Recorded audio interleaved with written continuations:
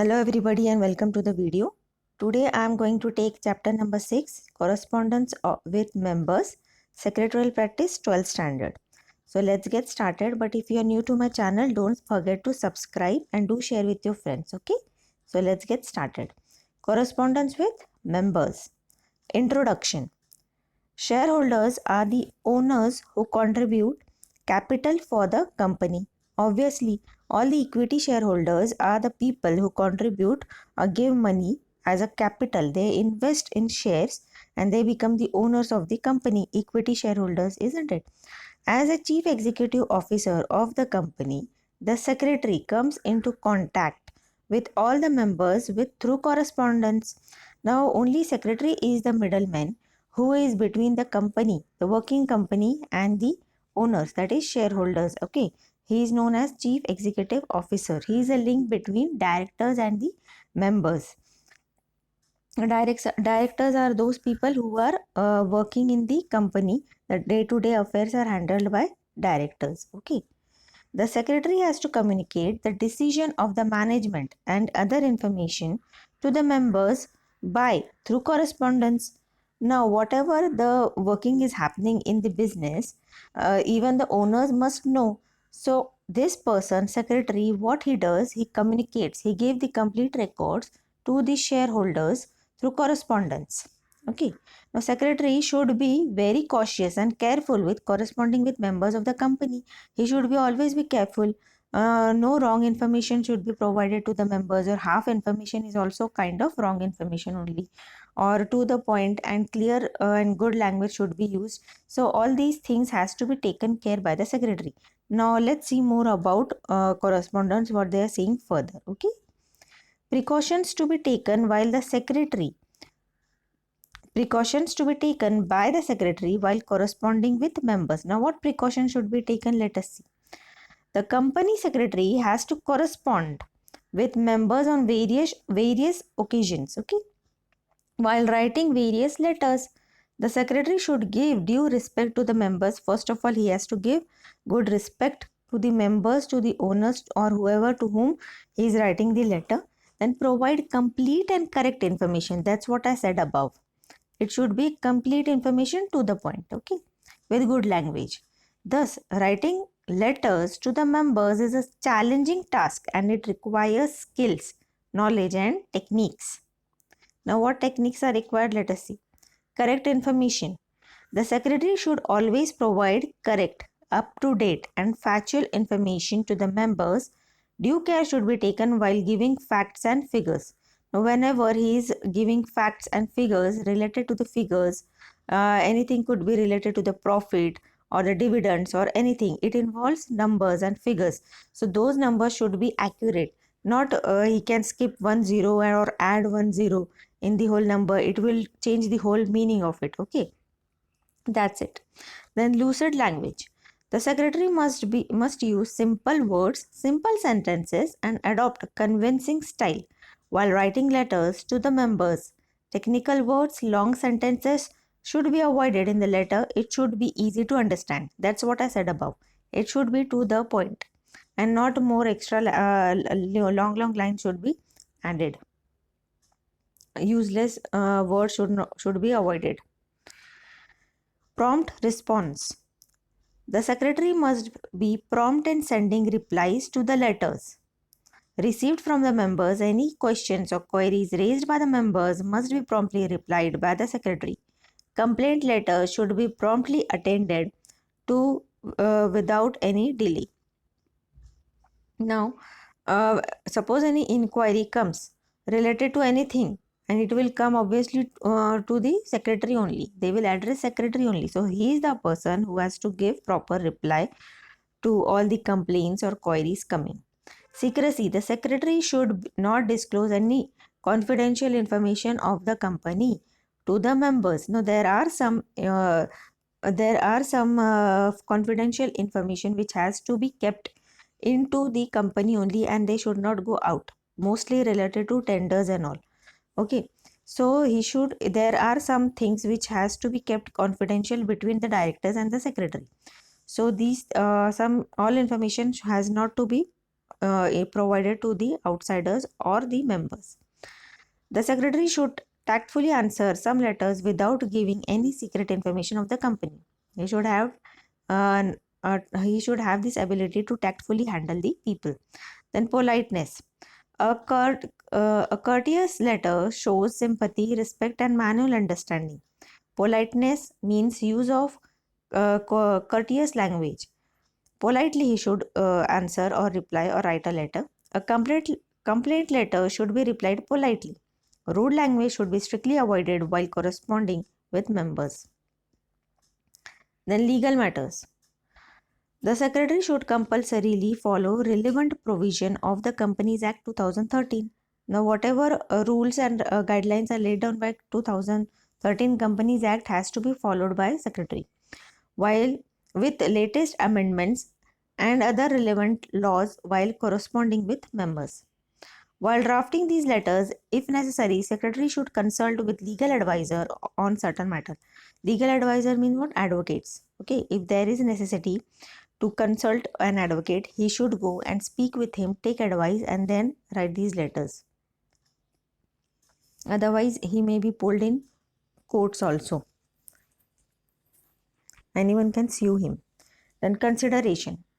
The writer should, due to importance and consideration to the reader, and consider the problem of the member. While sending negative replies, he should draft these letters more carefully so that members should not be hurt.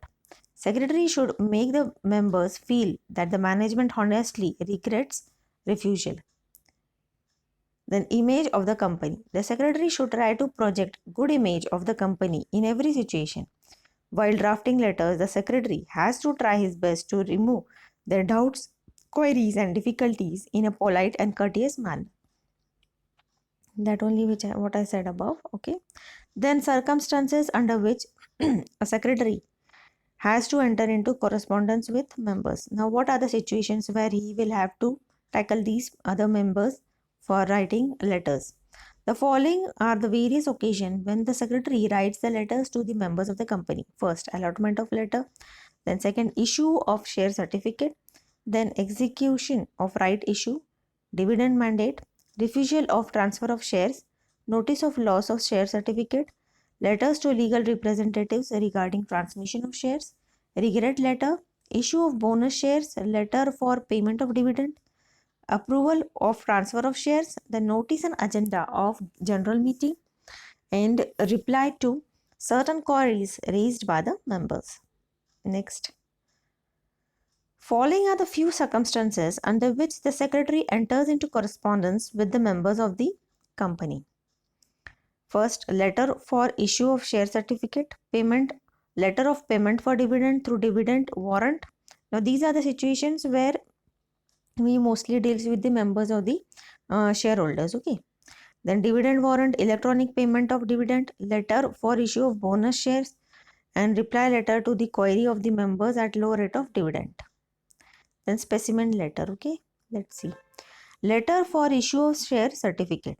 A share certificate is a registered document of title to the shares issued by the company under the common seal, duly stamped and signed by at least 2 directors and countersigned by the secretary of the company.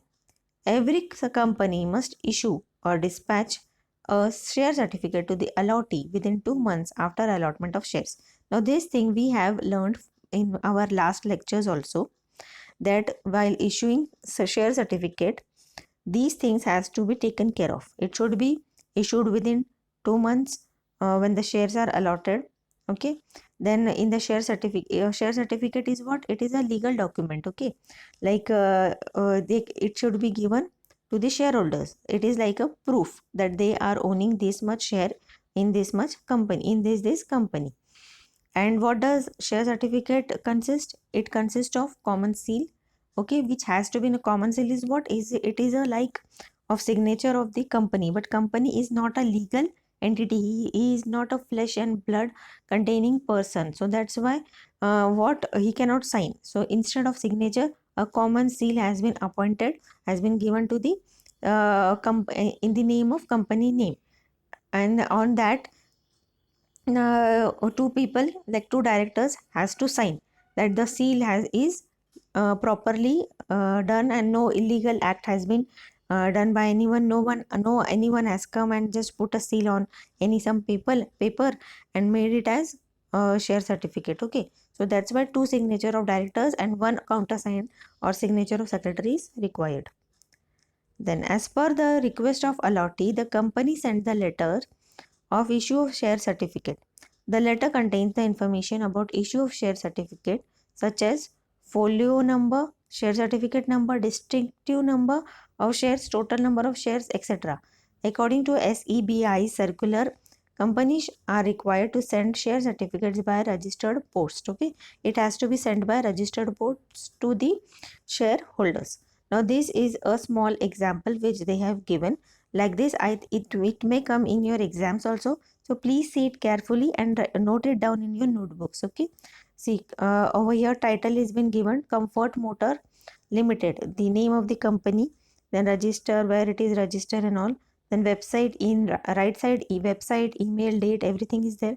Then on left side, phone number or contact details, and from here down, here comes the address of the shareholder.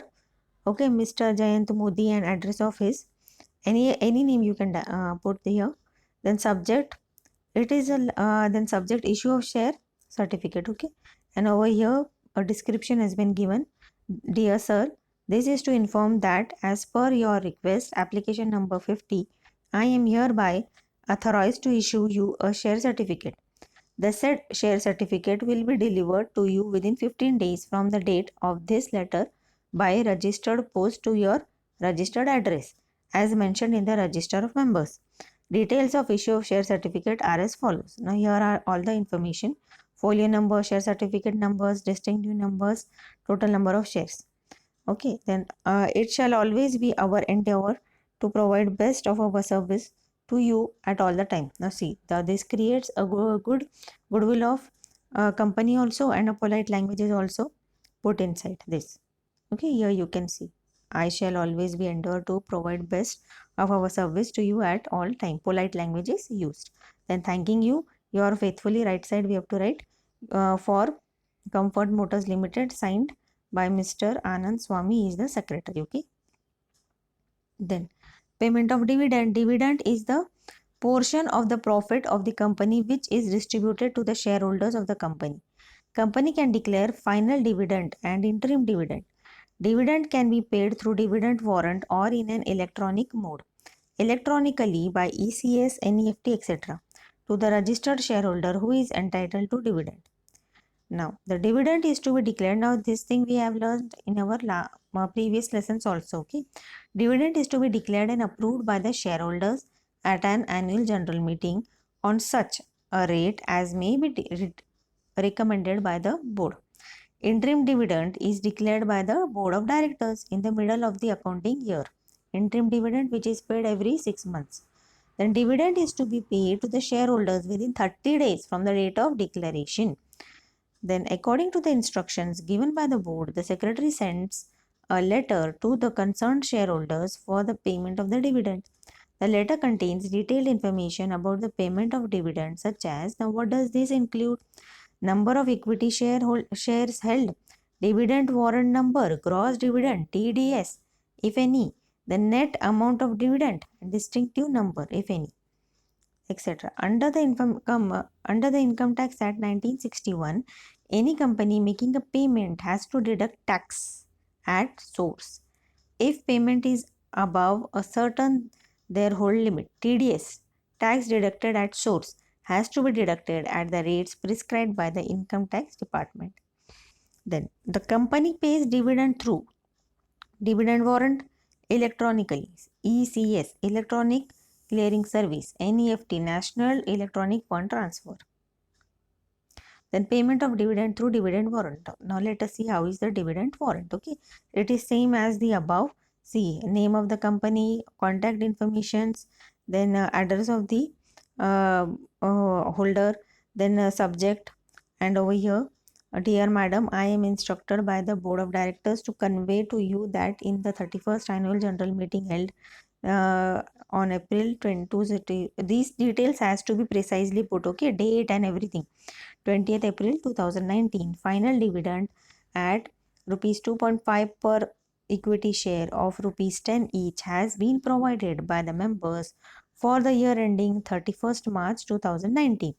Your company has complied with all the statutory provisions, section 123 of the Companies Act 2013 related to declaration of dividend. Now, these are the information details of dividend payable to you are as follows. 1. Register folio number, number of shares held, distinctive numbers, dividend warrant number, gross dividend, income tax, this is TDS, and net dividend. All numbers are given. Then the dividend warrant is attached herewith. Please dispatch the dividend warrant along the perforated time line. Then thank you. Your faithfully. Then company name and signature. ENCL means what? Anything included along with the letter, certificate or anything extra paper which is given with the letter is known as ENCL. You have to write it down that all these extra things you are sending along with letter. Then electronic payment of interim dividend, payment through ECS. Now how ECS is given, see it is over here, okay. Everything is same, just it is transferred by electronic transfer is done. Then letter of for issue of bonus share. Bonus share are fully paid up share given by the company as a gift out of the accumulated profit or reserves to the existing equity shareholders in proportion of shares held by them. It is given free of cost. When bonus shares are issued, equity shareholders are informed by sending the letter. This letter contains, now what does this letter contain? They are fully paid shares, okay, given by the company as a gift. So total number of shares held, record date, total number of bonus share issued, DPID number, then client ID number, date of credit, etc. Then total number of bonus share issued are credited to shareholders demat account or share certificate is issued if shares are in physical form. Then record date, it is the date fixed by the company to decide the shareholders who are eligible for receiving bonus shares. The company considers the name of those shareholders whose name appear in its records as shareholders as on the record date. It is the cut-off date for determining the number of registered members who are eligible for corporate benefits like dividends and bonus shares. Now see, here it is given, okay, same address and everything is same as above. Name of the company, then contact details, then address of the to whom we are sending, then subject, then dear madam, I am director of the board of directors to inform you that in accordance with the resolution passed in the extraordinary general meeting of the company held on 14th October 2019, shareholder have unanimously approved the recommendation of board of directors to issue bonus shares. Bonus shares is issued to the ratio of 1:1. That is one additional equity share for every equity share held as on record date on 13th October 2019. These are all the details, okay. Then reply letter. Reply letter to the inquiry of the number on low rate of dividend given by the company. This letter is sent to the members who is not satisfied with the payment of dividend made by the company. After receiving complaint letters from the concerned member about low rate of dividend, the company secretary sends the reply letter to the member. The reply letter contains or specify the reason of low rate of dividend. Suppose they have received low rate, they must have sent letter for inquiry. So company give reply. See, solving query on low rate of dividend made by company. This is to inform you that as per your letter dated this date, I am hereby authorized to resolve your query regarding the low rate of dividend paid by the company to their faithful members. The reason for low rate of dividend are mentioned below. These are the reasons that during the last year, due to the floods, company's factory issued at Mahim was not in a condition to operate in a full-fledged manner. That due to such unavoidable circumstances of natural disaster, company faced huge financial losses. that due to such circumstances, Board of Director has decided to transfer rupees 12.5 crore to General Reserve, which is 50% more than the amount transferred to reserves last year. Hope you will be satisfied by the above information as provided by the company. We assure you that the company will easily come over from such unavoidable circumstances and will deliver much better dividend in the coming years. Thank you. Then here is the summary. Okay, let us read out. So here I have completed the whole lesson. If you, how was the lecture? If you have understood it, do comment below. Okay, don't forget to comment and do share it with your friends. And if you're new to my channel, don't forget to subscribe. Okay, now summary. Joint stock company requires huge capital to run its business. The capital is contributed by the shareholders by purchasing shares of the company. Members are the owners of the company. I'll just read out this. Okay, I have explained everything above. Then routine administration of the company is managed by the board of directors.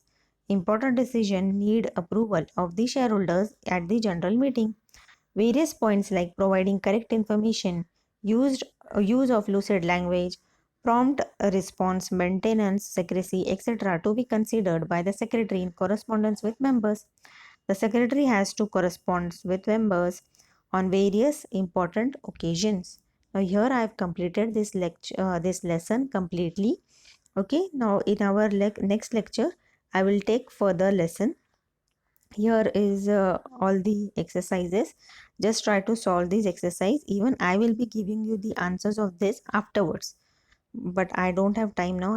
I'll be completing explanation of all the lessons, and then if I get time I'll give you answers of these. Okay, see, these are very easy. These answers are from the lesson only. Now in my next lecture I will be explaining you correspondence with debenture holders. Okay, so don't run away. Subscribe channel so that in my next, I'll be making this next video, you will get notifications of it.